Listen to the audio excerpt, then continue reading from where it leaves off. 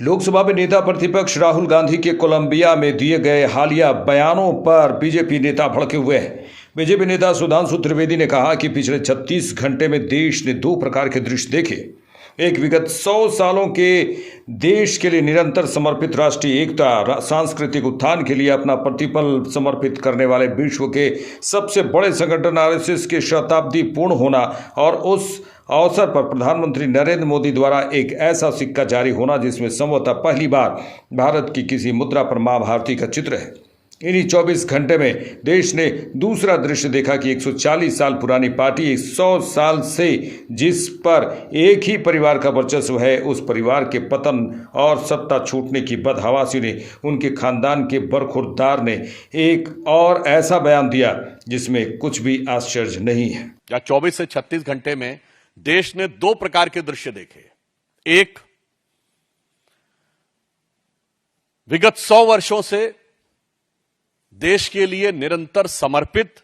राष्ट्रीय एकता, सांस्कृतिक उत्थान के लिए अपना प्रतिपल समर्पित करने वाले विश्व के सबसे बड़े संगठन, सांस्कृतिक संगठन राष्ट्रीय स्वयंसेवक संघ के शताब्दी पूर्ण होना, और उस शताब्दी के अवसर पर प्रधानमंत्री श्री नरेंद्र मोदी जी के द्वारा एक ऐसा सिक्का जारी होना जिसमें संभवतः स्वतंत्र भारत के इतिहास में पहली बार किसी भारत की मुद्रा पर मां भारती का चित्र। और इन्हीं 24 घंटे में देश ने एक दूसरा दृश्य देखा कि 140 साल पुरानी पार्टी, एक ब्रिटिश ऑफिसर एलन ऑक्टेवियम ह्यूम के द्वारा स्थापित पार्टी, जिसके पहले 25 साल में अनेक ब्रिटिश सेक्रेटरी अध्यक्ष रहे, और 100 साल से जिसका एक ही परिवार का उस पे वर्चस्व है। आप सब लोगों को यदि ना ध्यान हो तो मोतीलाल नेहरू 1919 में कांग्रेस के अध्यक्ष बने थे, और 1928 के बाद 29 में उन्होंने अध्यक्षी सीधे मोतीलाल नेहरू ने जवाहरलाल नेहरू को ट्रांसफर की थी। यानी 100 साल से एक ही परिवार के आधिपत्य के बाद भी उस संगठन के पतन और सत्ता छूटने की बदहवासी में उनके खानदान के बरखुरदार के द्वारा, जो कि आज भारत विरोधी शक्तियों के फर्माबरदार बनते हुए प्रतीत हो रहे हैं, अपनी उसी आदत के अनुरूप विदेश की धरती से एक और ऐसा बयान दिया है जिसमें कुछ भी आश्चर्यजनक नहीं है। अगर आपको ध्यान हो तो मात्र कुछ दिन पहले मैंने ही आपको एक बाइट देते समय एक आवश्यक सूचना दी थी कि राहुल गांधी जी पुनः विदेश जा चुके हैं, और फिर आप तैयार रहिएगा, कोई ना कोई भारत विरोधी बयान अवश्य आपको सुनने को मिलेगा। अगर सीधे दरवाजे से नहीं तो पिछले दरवाजे से, और खिड़की से नहीं तो रोशनदान से मिलेगा। इसलिए आप लोग चारों तरफ से सतर्क रहिएगा। और आज उसी की एक बानगी दिखाई पड़ी है। ये दो अंतर देश की जनता के सामने स्पष्ट हैं कि कौन भारत के हित में और कौन भारत विरोधी शक्तियों का जाने में चाहे अनजाने में एक टूल बनता चला जा रहा है। और यह कोई अपने आप में अलग सामान्य घटना नहीं है। इससे पूर्व राहुल गांधी जी इतनी बार विदेश में जाकर भारत विरोधी बयान दे चुके हैं कि मैं उन सबको गिनाऊंगा तो आप सबका समय बिना वजह व्यर्थ होगा। अभी सितंबर 2025 में जो अभी इन्होंने बयान दिया कोलंबिया यूनिवर्सिटी में, जो अभी आज दिया है, इससे पहले वो सितंबर 2024 में वॉशिंगटन, 9 सितंबर 2024 को अमेरिका के टेक्सास, सितंबर 2024 में वर्जीनिया,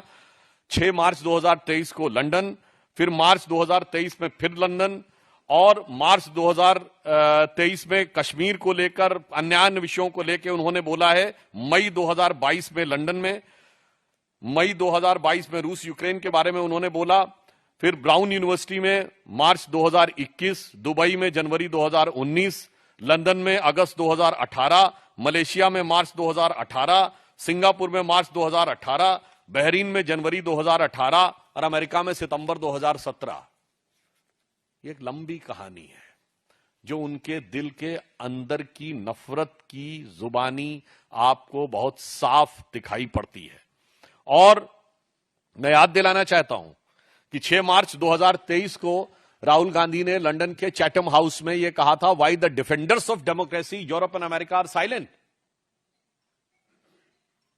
इससे ज्यादा बड़ा अपमान हो सकता है। और मैं कांग्रेस को याद दिलाना चाहता हूं कि अगर उन्हें न याद हो तो यह वही चैटम हाउस है जहां पर 20 अक्टूबर 1931 को महात्मा गांधी ने प्राचीन भारतीय संस्कृति की महानता बताते हुए ब्रिटिश सरकार को भारत की समस्त समस्याओं के लिए जिम्मेदार ठहराया था। और उन्होंने कहा था, India's educational system, again I am saying 20 October 1931 Chatham house London, उन्होंने कहा था, British have destroyed the educational system of India which was a beautiful tree, और जो बिल्कुल समानता का था, और उसे नष्ट कर दिया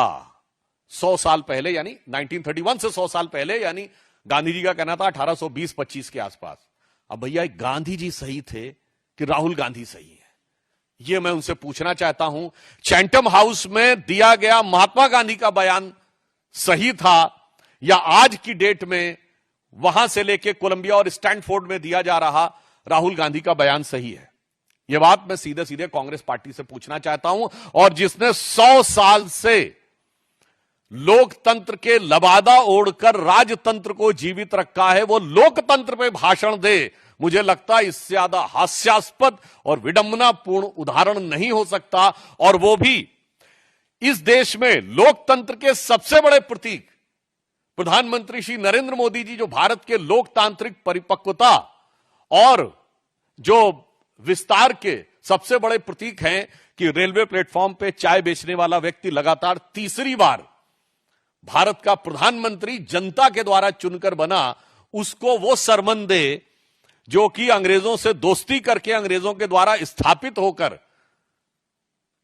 और किसी की कृपा से प्रधानमंत्री का पद पाकर पिछले 100 सालों से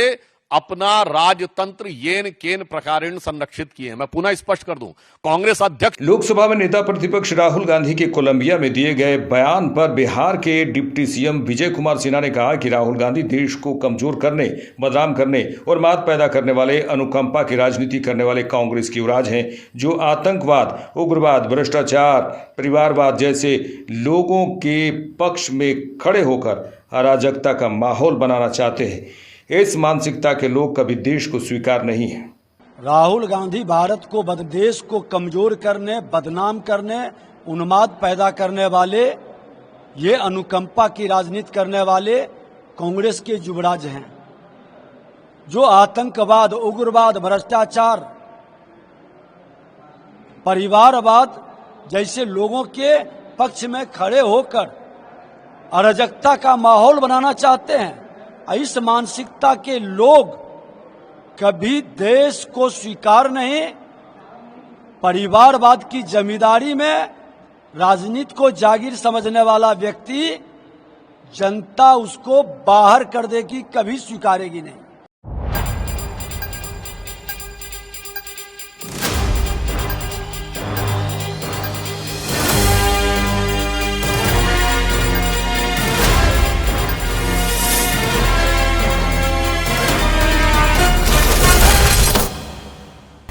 आप देख रहे हैं लाइव इंडिया हर पल।